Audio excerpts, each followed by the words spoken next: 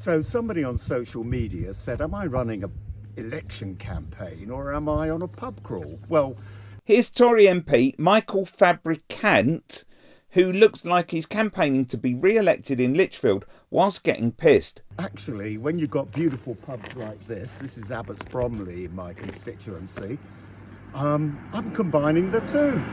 But let's not forget, he was the guy who did the rounds defending Boris Johnson over Partygate by trying to tarnish the reputation of teachers and nurses. I think now the Prime Minister has got to think hard. I think he should certainly go and make a statement to the House of Commons on Tuesday. And I think he's got to apologise. Having said that, I don't think that at any time he thought that he was breaking the law. I think that at the time he thought, just like many teachers and nurses, who after a very, very long shift would tend to go back to the staff room and have a quiet drink, which is more or less what he has done.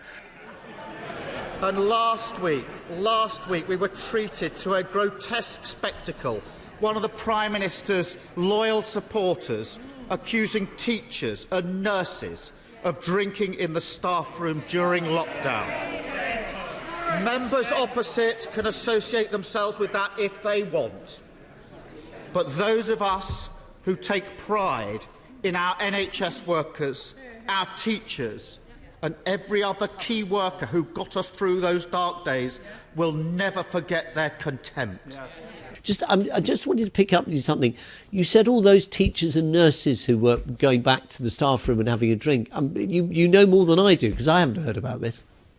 Oh, well, I do know of some who did, and, it's quite natural. I'm not saying they were having a party. I'm not saying that Boris Johnson was having a party. But the difficulty... I know nurses Mm. who... and I don't think they were doing anything wrong. Fine. I mean, they'd worked really hard on a long shift isn't the and would go back to the staff room and have a drink. And I think that is more or less what has happened on a few of these occasions. This morning, I spoke to John Robinson, a constituent of the member for Lichfield. I want to tell you his story.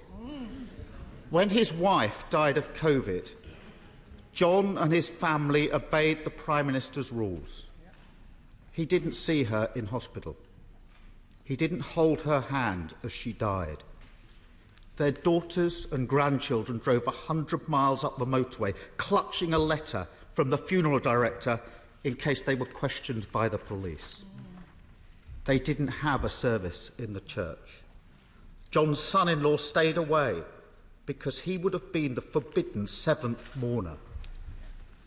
Doesn't the Prime Minister realise that John would have given the world to hold his dying wife's hand, even if it was just for 9 minutes? But he didn't, because he followed the Prime Minister's rules. So it looks like it will be a bit harder to get rid of this human stain. But your best bet, if you live in Lichfield, using Stop the Tories website, is to vote Labour.